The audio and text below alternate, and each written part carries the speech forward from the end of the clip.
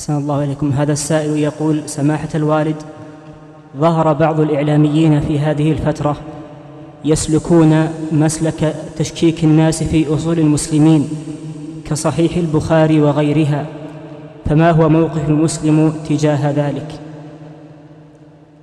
هذا كما ذكرنا أن لنا أعداء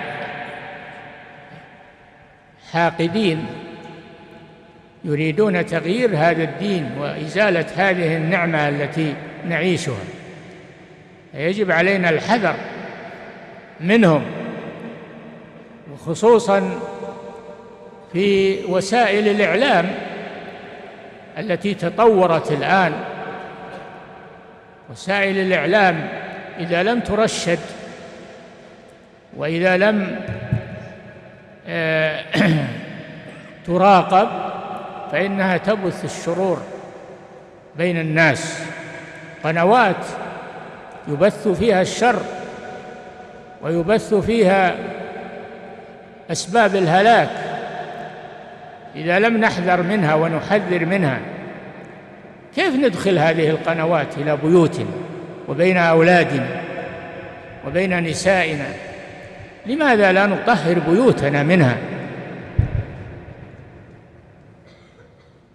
وإلا فإن العاقبة وخيمة، ولا حول ولا قوة إلا بالله.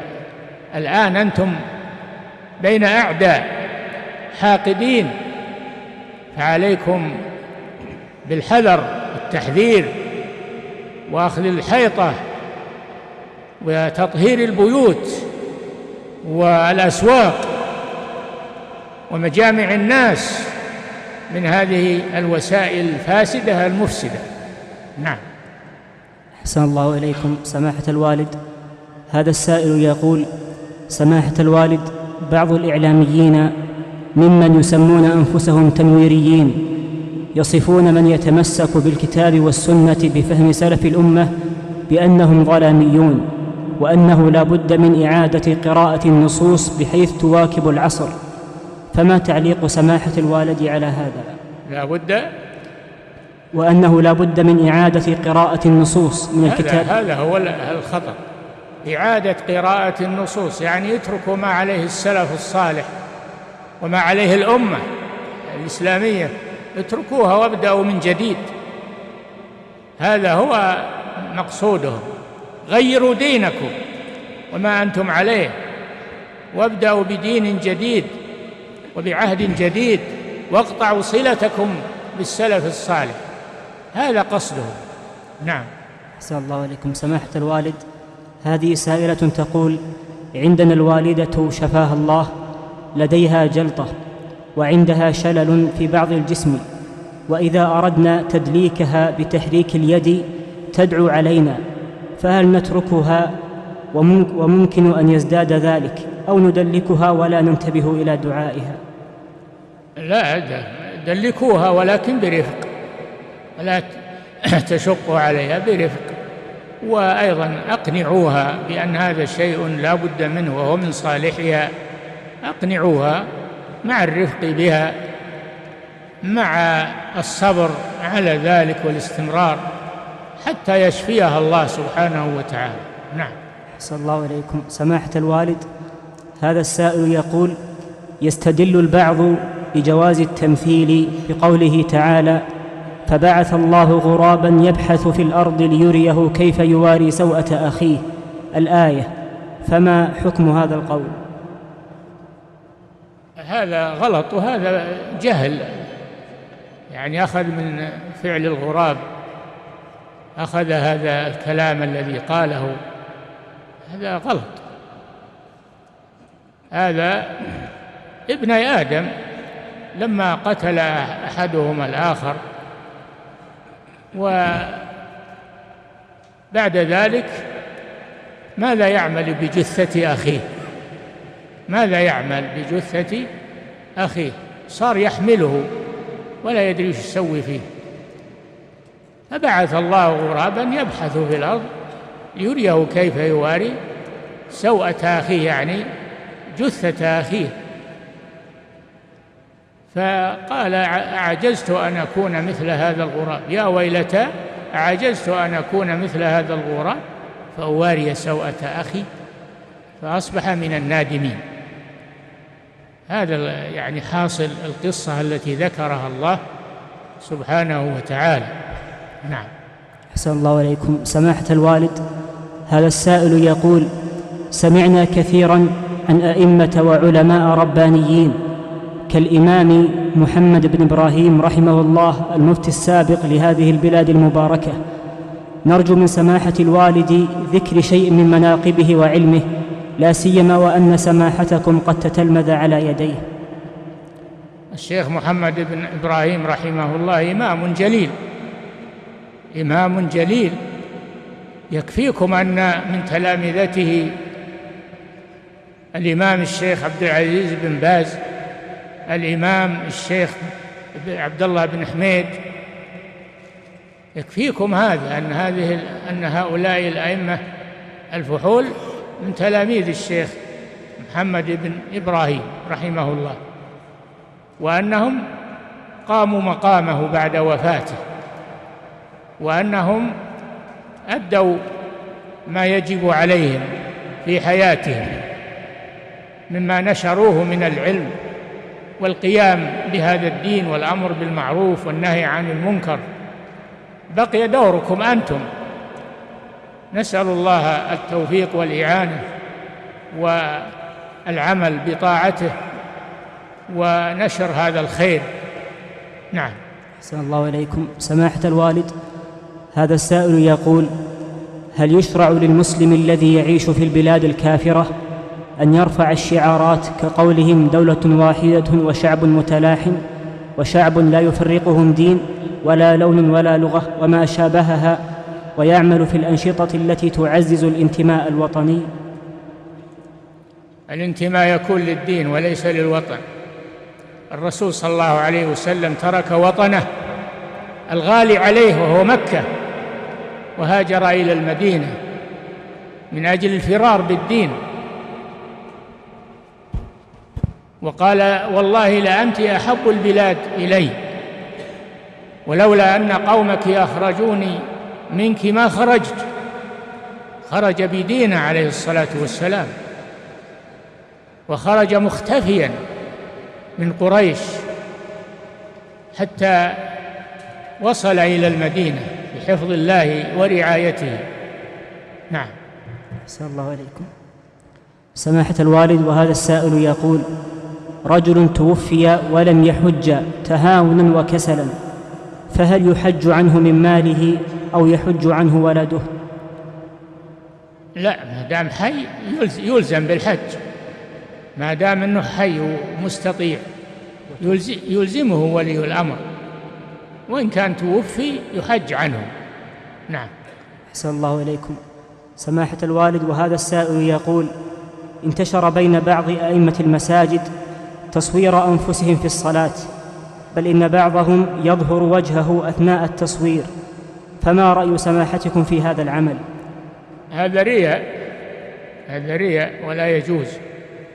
يراءون الناس لا يذكرون الله إلا قليلا، هكذا ذكر الله عن المنافقين.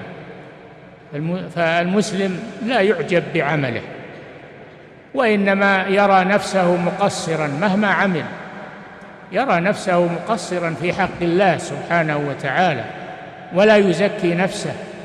قال الله جل وعلا: فلا تزكوا أنفسكم هو أعلم بمن اتقى. فتنبهوا لهذا. نعم. أحسن الله عليكم. سماحة الوالد، هذا السائل يقول: يوجد في بلدنا من يذبح عند القبور ويقع في بعض الشركيات، وعلى ذلك قال بعض هذه البلدة: لا نأكل من ذبائح أهل هذا البلد، لاحتمال أن من يقوم بالذبح ممن يقع في الشرك، فما حكم هذا القول؟ الذي يذبح عند القبور لا يؤكل منه، لأنه مذبوح على نية باطلة وفاسدة. لماذا يذبحون عند القبور؟ إلا أنه تعظيم للقبور، ولا يجوز هذا. نعم. وهذا السائل يقول: هل تقبيل المصحف من السنة؟ ما ورد هذا، ورد عن بعض الصحابة أنه كان يقبله، ولم ينتشر هذا في الصحابة. نعم. أحسن الله إليكم سماحة الوالد. وهذا السائل يقول: هل السنة المداومة على ركعتي الضحى؟ ركعتي الضحى سنة مؤكدة، ولكن لا يصليها كل يوم، يصليها يوما بعد يوم، يصليها يوما بعد يوم، حتى لا يعتقد الناس أنها فريضة. إذا تركها عرفوا أنها ليست فريضة. نعم. أحسن الله إليكم سماحة الوالد. وهذه سائلة تقول: بعض النساء تجتهد في أعمال طيبة وخيرة، ولكنها في المقابل تقصر في حق زوجها، فما نصيحتكم في ذلك؟ أن تتقي الله عز وجل، وأن تؤدي حق زوجها من العشرة الطيبة، وحق الزوج على الزوجة، وحق الزوجة على الزوج. قال الله جل وعلا: ولا تنسوا الفضل بينكم، وكل منهم يقوم نحو الآخر بحقه الذي شرعه الله له. نعم. صلى الله عليكم سماحة الوالد.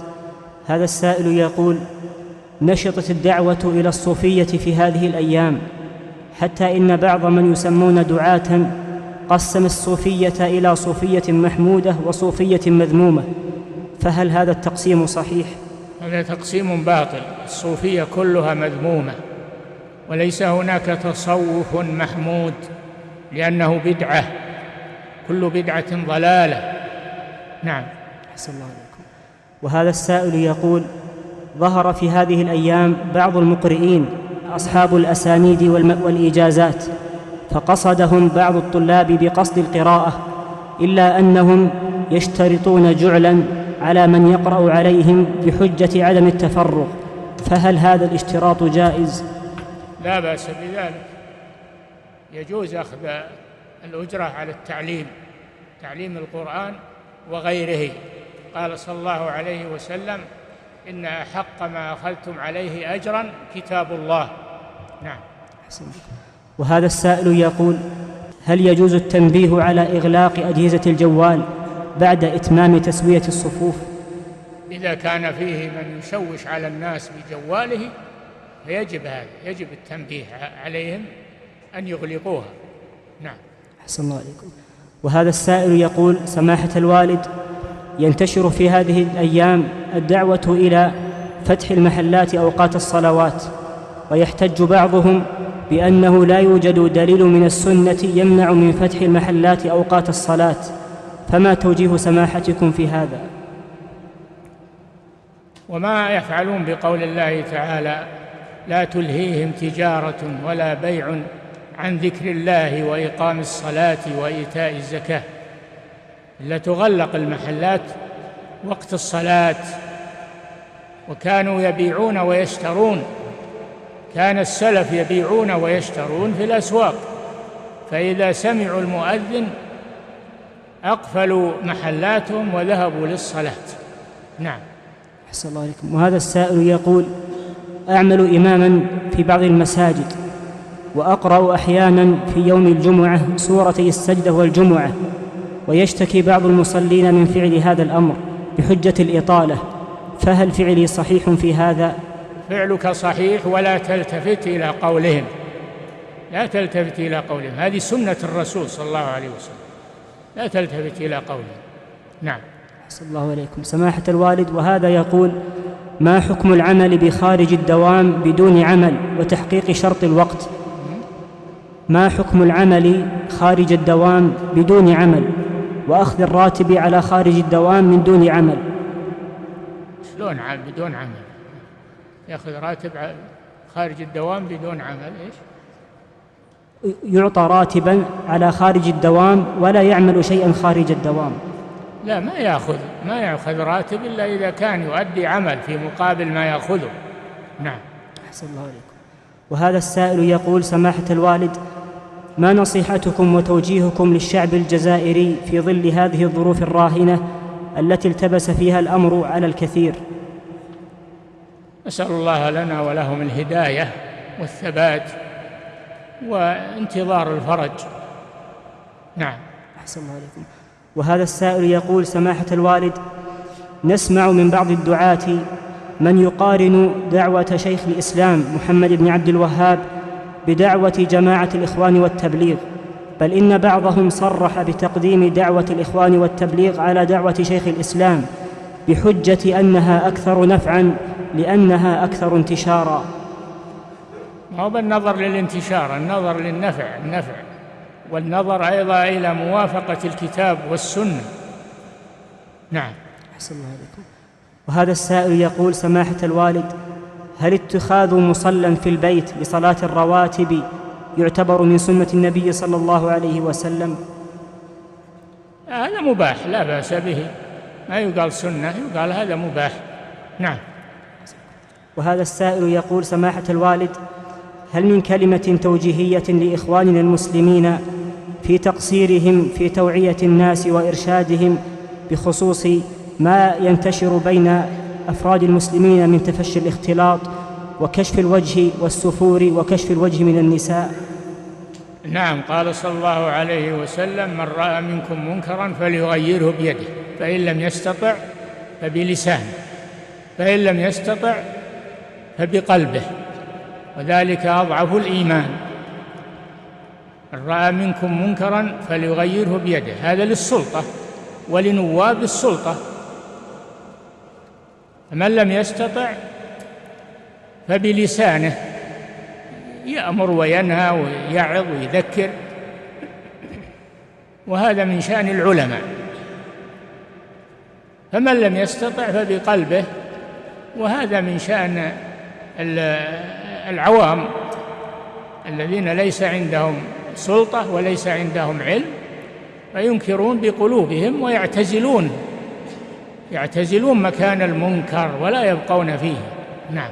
أحسن الله عليكم. سماحة الوالد، وهذا يقول: ما حكم لعب البلوت إذا كان لا يشغل عن الواجبات والفرائض؟ لا، ما يجوز هذا، يشغل، أو هو يبدأ أول مثل ما تقول، لكن يتطور ويشغل عن الصلاة وعن ذكر الله. نعم.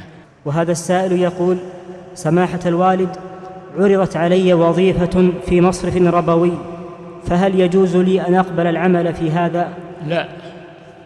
لا تعمل في هذا.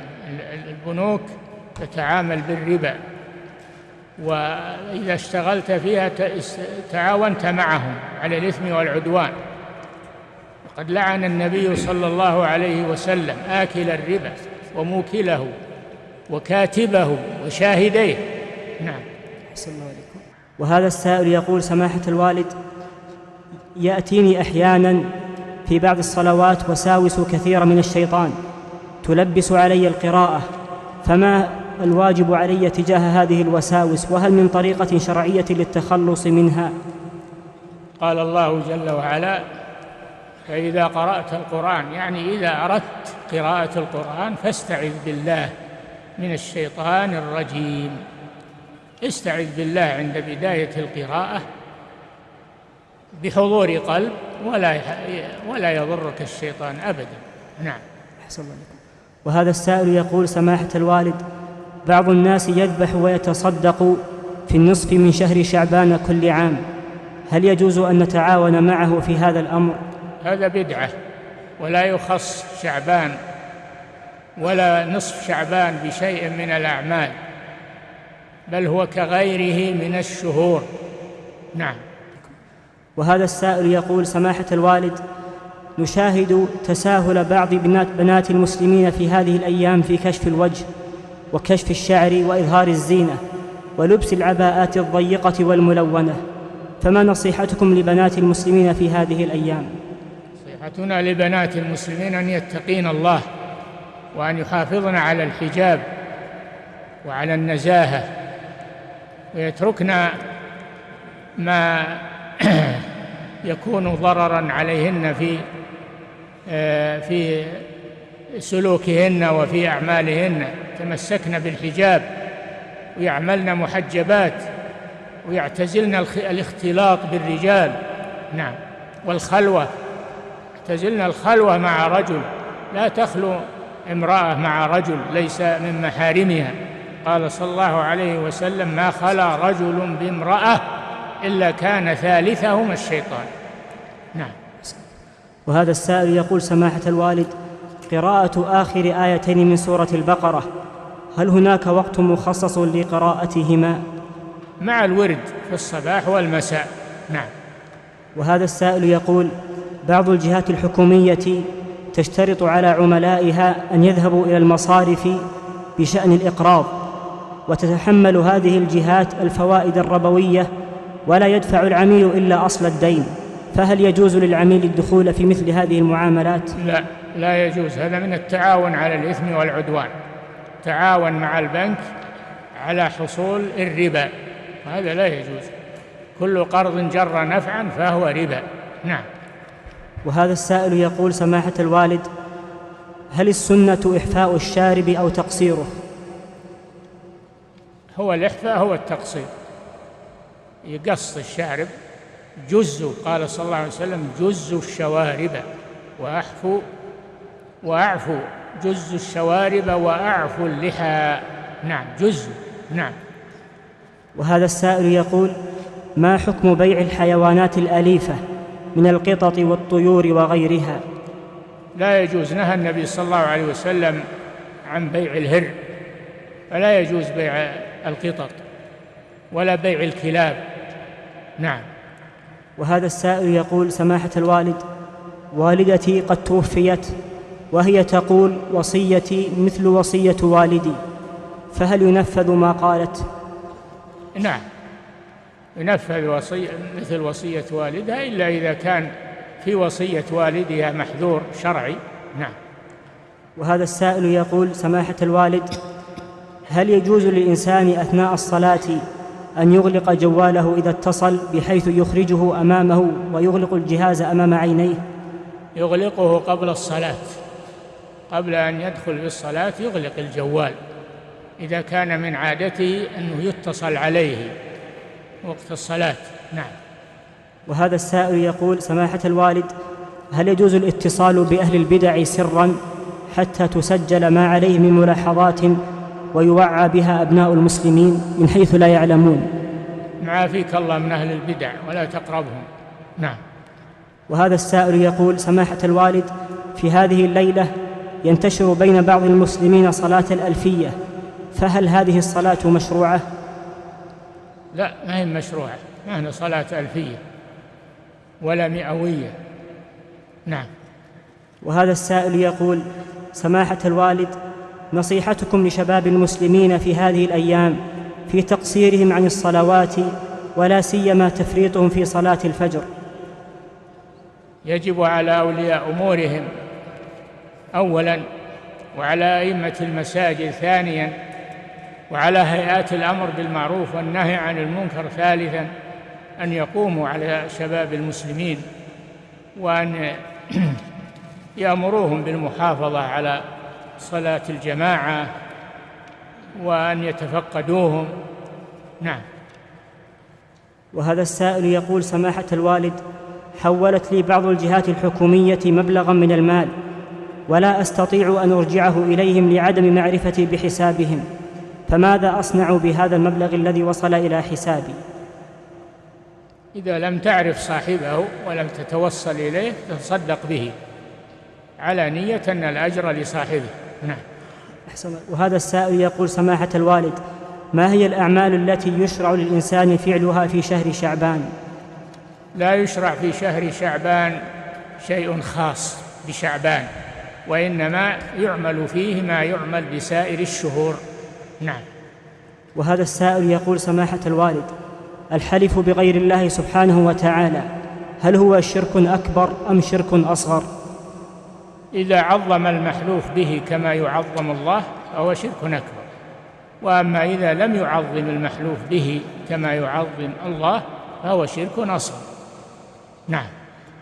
هذا السائل يقول: سماحة الوالد، ما رأي فضيلة الوالد في من يدعي بأنه لا يوجد نص شرعي صحيح على تحريم الموسيقى والغناء؟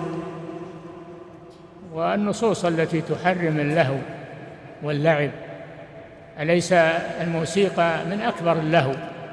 نعم. وهذا السائل يقول: سماحة الوالد، والدي قد أصيب بمرض النسيان عافانا الله وإياه، ويأمرنا أحيانا ببعض الطلبات التي لا ترضي الله سبحانه وتعالى، ويغضب غضبا شديدا إذا لم تنفذ، فما موقفي أمام والدي في مثل هذا المرض؟ لا تنفذها وأقنع والدك ونبه والدك على أن هذا العمل لا يجوز، ولعله يتراجع. نعم. ولا إذا لم يتراجع فلا تنفذ أنت. نعم. وهذا السائل يقول: سماحة الوالد، في مثل هذه الأيام انتشرت الفتن من مقاطع الشهوات التي غزت شباب المسلمين في بيوتهم، فكيف يقوي المسلم مراقبة الله في مثل هذه الأمور؟ يقول هذا السائل: انتشرت في هذه الأيام مقاطع الشهوات التي غزت شباب المسلمين في بيوتهم، فكيف يقوي المسلم باب مراقبة الله في مثل هذه الأمور؟ يبعدها عن بيته، صاحب البيت يبعد هذه المذكورات التي تسبب لأهل البيت المحاذير واتباع الشهوات، ويطهر بيته من هذه ومن الوسائل التي تجلبها. نعم. وهذا السائل يقول: فاتتني سماحة الوالد الركعة الأولى من صلاة الظهر، إذا أتيت بها بعد السلام هل آتي بها بفاتحة فقط أم بفاتحة وسورة؟ ما يدركه المسبوق مع الإمام فهو أول صلاته، وما يأتي به بعد سلام إمامه فهو آخر صلاته. نعم. وهذا السائل يقول: سماحة الوالد، ما حكم بيع المصحف؟ لا بأس به، إذا لم يباع لم ينتشر، وكان الصحابة يكرهون بيع المصاحف، حتى قال أحدهم: وددت أن الأيدي تقطع ببيع المصحف، ولكن أدركوا أنه لا بد من بيعه لأجل أن ينتشر بين الناس. نعم. وهذا السائل يقول: سماحة الوالد، ما رأيكم فيما يسمى بالشيلات؟ ويقول أن هناك شيلات تسمى شيلات إسلامية. ما في شيلات إسلامية، وإنما هي لهو ولعب. نعم. وهذا السائل يقول: الشيلات الإسلامية بذكر الله سبحانه وتعالى. نعم. أحسن الله إليكم سماحة الوالد.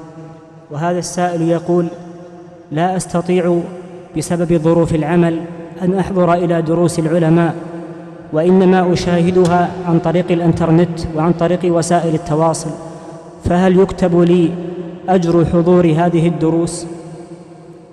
الحضور أكثر أجر، ولكن إذا لم تستطع واستمعت إليها من التسجيلات هذا شيء طيب. نعم. وهذا السائل يقول: سماحة الوالد، ما حكم الحلف بالمصحف؟ لا يجوز هذا، ما ورد أنه يحلف بالمصحف. نعم. ولا على المصحف كما يعمل بعضهم. نعم. وهذا السائل يقول: سماحة الوالد، هل الصيام في السفر مستحب أو يفضل الإفطار؟ لأن المصحف يشتمل على الجلود وعلى الأوراق هذه لا يجوز، هذه مخلوقة لا يجوز الحلف بها. نعم. هذا السائل يقول: سماحة الوالد، أحسن الله إليكم، هل الصيام في السفر مستحب أو أن الأفضل الإفطار؟ بحسب استطاعة الإنسان، إذا كان يستطيع أن يصوم في السفر يصوم، وإذا كان أنه يشق عليه لا يكلف على نفسه. نعم. وهذه سائلة تقول: سماحة الوالد، إذا كنت على وضوء وغيرت لطفلي الحفاظ أكرمكم الله، فهل فعلي هذا ينقض الوضوء؟ إذا مست يدها فرج الطفل مباشرة بدون حائل ينتقض وضوءها. نعم.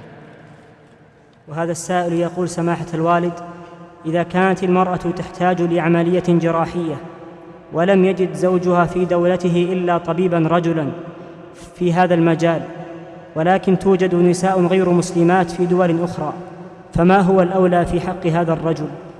يعالج عند الرجل، لا بأس، هذه ضرورة. نعم. وهذا السائل يقول: سماحة الوالد، هل الأفضل للمصلي بين الأذان والإقامة أن يقرأ القرآن أو يشتغل بالدعاء؟ كلاهما طيب، إن اشتغل بالقرآن وهو كلام الله، وإن اشتغل بالذكر فهو ذكر الله، ولكن تلاوة القرآن أفضل، ما في شك، أفضل الذكر. نعم. وهذا السائل يقول: سماحة الوالد، أحد الإخوة وعد أخاه أن يتبرع له بجواله إذا اشترى جوالا جديدا، ولم يجد من يشتري جوالا جديدا، فهل يجب عليه أن يفي بوعده؟ معلقه على وجود جوال جديد، إذا لم يجد فلا يلزمه شيء. نعم. وهذا السائل يقول: سماحة الوالد، هل الأفضل قراءة القرآن بكثرة مع تدبر قليل، أم الأفضل التدبر ولو كانت القراءة قليلة؟ الأفضل التدبر ولو كانت القراءة قليلة. نعم. وهذا السائل يقول: ما نصيحة سماحة الوالد لدعاة الجاليات الذين قدموا إلى هذه البلاد ولديهم من العمالة من يحتاجون إلى تعليم العقيدة والجهل بمسائل التوحيد والشرك؟ نعم، يبدأ بتعليم العقيدة وتلقينهم العقيدة الصحيحة أولا، ثم بعد ذلك الصلاة، ثم بعد ذلك بقية أركان الإسلام. نعم. وهذا السائل يقول: سماحة الوالد، هل يجوز أن أصلي تحية المسجد بين صلاة العصر والمغرب؟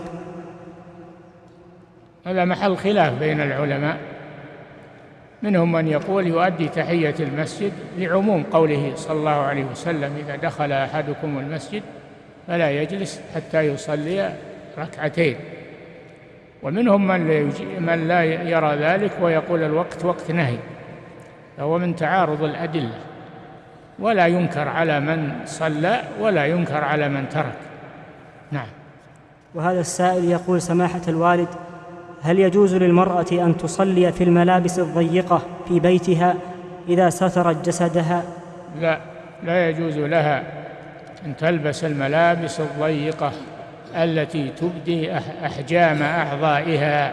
نعم. لا في الصلاة ولا في غيرها. نعم.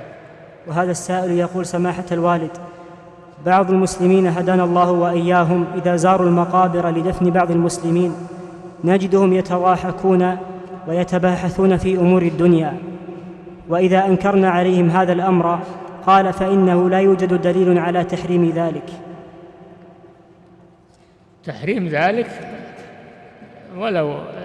ولو لم يكن حراما فهو مكروه وغير مناسب أيضا، لأن الموقف موقف تذكر واعتبار، لا يأتي بشيء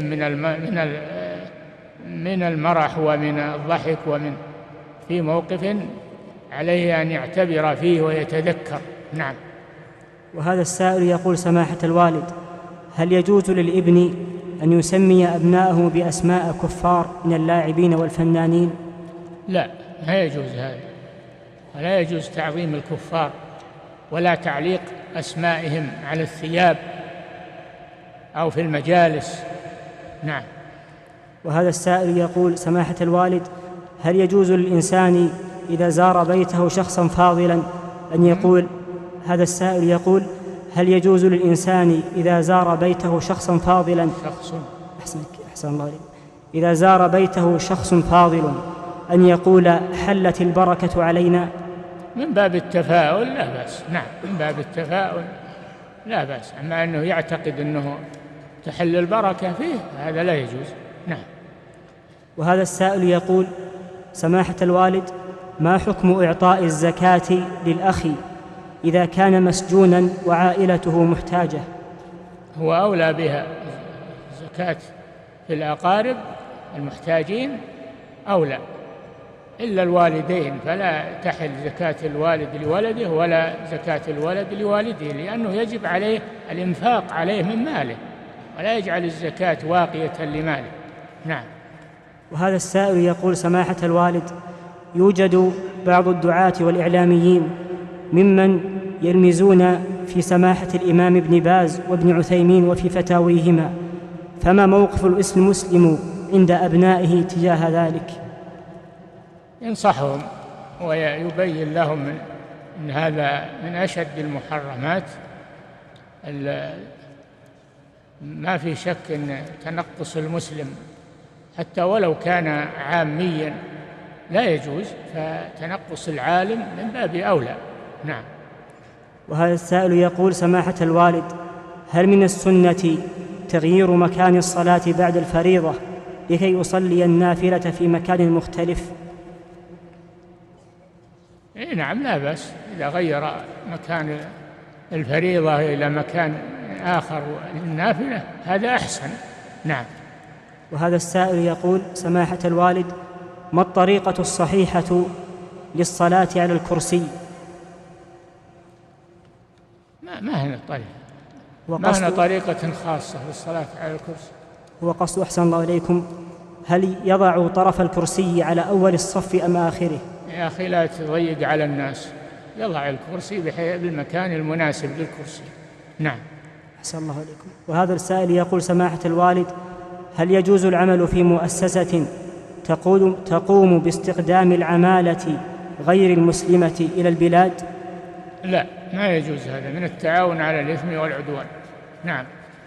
وهذا السائل يقول: سماحة الوالد، أنا شاب مبتدئ في طلب العلم، فما هي المتون التي تنصحون فيها أبناءكم في حفظ العقيدة والفقه؟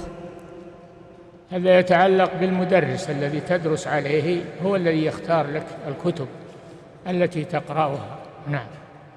وهذا السائل يقول: سماحة الوالد، أنا إمام في بعض المساجد، وأقرأ في بعض الصلوات ببعض السور الطويلة، وينكر علي بعض المأمومين هذا الفعل، فما الضابط في الإطالة في قراءة السور بعد الفاتحة؟ الضابط لا تشق على الناس. قال صلى الله عليه وسلم: أيكم أما الناس فليخفف، فإن فيهم الكبير والضعيف وذا الحاجة. نعم. وهذا السائل يقول: سماحة الوالد، هل يجوز للإنسان في شهر شعبان قبل قدوم رمضان بيوم أو يومين أو ثلاثة، إذا وافق ذلك يوم الخميس أو الاثنين، أن يصوم يوم الاثنين أو الخميس؟ نعم، يصوم يوم الاثنين والخميس إذا كان من عادته ذلك فلا بأس. نعم. وهذه السائلة تقول: سماحة الوالد، زوجي لا يمكث في البيت إلا قليلا، ويأمرني ألا أصوم حتى ولو كان خارج البيت، فهل يجب علي أن أمتثل أمره؟ إذا كان هذا إذا صمت يحصل نقص في حقه فلا تصومي، أما إذا كان ما في نقص في حقه فليس من حقه أن يمنعك من طلب الخير وطلب الأجر. نعم. وهذه السائلة تقول: سماحة الوالد، انتشر في هذه الأيام بكثرة حفلات ختم القرآن، بحيث أن الطالبة إذا ختمت القرآن أقام أهلها لها حفلة، فهل انتشار هذه الحفلات أمر مشروع؟ نعم، هذا طيب وتشجيع على الخير. نعم. وهذا السائل يقول: سماحة الوالد، هل قراءة الفاتحة بعد الإمام على المأموم سنة أو واجبة؟ سنة، لأن قراءة الإمام تكفي، ولكن إذا قرأ فذلك أكمل وأتم. نعم. وهذا السائل يقول: سماحة الوالد، أنا امرأة كبيرة في السن، ولا أستطيع أن أحفظ شيئا من القرآن إلا يسيرا، فهل الأفضل أن أشتغل بحفظ شيء يسير أو أكثر من التلاوة؟ كله خير، كله خير. احفظي واتلي المحفوظ عندك. نعم. وهذا السائل يقول: سماحة الوالد، أنا شخص مقيم في هذه البلاد ومعي أسرتي، ولا أستطيع أن أتحمل تكاليف إقامتهم، وتجبرني زوجتي وأبنائي على ألا أسفرهم إلى بلادهم، ولا أستطيع أن أنفق عليهم، فهل تأثم زوجتي وأولادي في هذا؟ نعم، إذا كلفوك ما لا تستطيع فإنهم يأثمون. نعم. وهذا السائل يقول: سماحة الإمام الوالد، ما هو دعاء الكرب الذي جاء في سنة النبي صلى الله عليه وسلم؟ دعاء الكرب يراجع في الأذكار للنووي أو غيره. نعم. وهذه السائلة تقول: سماحة الوالد، كان النبي صلى الله عليه وسلم إذا حزبهم أمر يقول لا إله إلا الله الحليم الكريم، لا إله إلا الله رب العرش العظيم. نعم. وهذا السائل يقول: سماحة الوالد، أمي نذرت الصيام وهي الآن لا تستطيع أن تصوم بسبب مرضها، فهل يجوز أن أصوم بدلا عنها أو تكفر عن نذرها؟ إذا كان نذرة تصوم وهي لا تستطيع الوفاء بالنذر فإنها ليس عليها نذر. نعم، ما تنذر شيء ما تستطيعه. نعم. وهذا السائل لا نذر في معصية الله ولا فيما لا يستطيعه ابن آدم. نعم. وهذا السائل يقول: سماحة الوالد، أنا مقيم خارج هذه البلاد، وفي بلدي لا يوجد علماء سنة أطلب عليهم العلم، فهل يجوز لي أن أطلب بعض العلوم على بعض أهل البدع ولو كنت متحصنا بالسنة؟ لا، تتأثر بهم. إذا طلبت العلم عليهم تتأثر بهم، لا تطلب العلم عليهم. لكن الآن الحمد لله متيسر الاتصال بأهل العلم وفي بلادهم وسؤالهم وعما أشكل، طلب شرح حديث أو آية. نعم. وهذا السائل يقول: سماحة الوالد، ما حكم تحديد اللحية من دون حلقها؟ لا يجوز. النبي صلى الله عليه وسلم يقول: أرسلوا اللحى، أكرموا اللحى، وفروا اللحى. لا يجوز التعرض لها بقص أو نتف أو حلق. نعم. وهذا السائل يقول: سماحة الوالد، أحسن الله إليكم في الدنيا والآخرة، ما نصيحتكم لشباب المسلمين الذين يتخرجون من الجامعات وهم لديهم علم يستطيعون أن ينفعوا به من حولهم، ولكنهم مقصرون في توعية أسرهم وأولادهم بحجة أنهم ليس لديهم العلم الكافي؟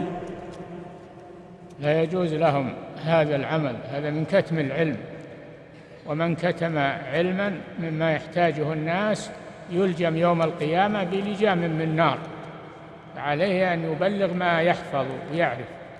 نعم. وهذا السائل يقول: سماحة الوالد، ما هو الواجب على العامي في بعض مسائل الدين المشكلة؟ هل يلتزم تقليد عالم بعينه أو يتخير بين هذا وهذا؟ يتخير أحسن من يجده في علمه وفي دينه، أحسن من يجده في علمه ودينه ويسأله. نعم. وهذا السائل يقول: سماحة الوالد، هل ثبت عن النبي صلى الله عليه وسلم أنه كان يقول: اللهم بارك لنا في رجب وشعبان وبلغنا رمضان؟ لا، هذا ما ثبت عن الرسول صلى الله عليه وسلم، وإنما هو على ألسنة الناس. نعم.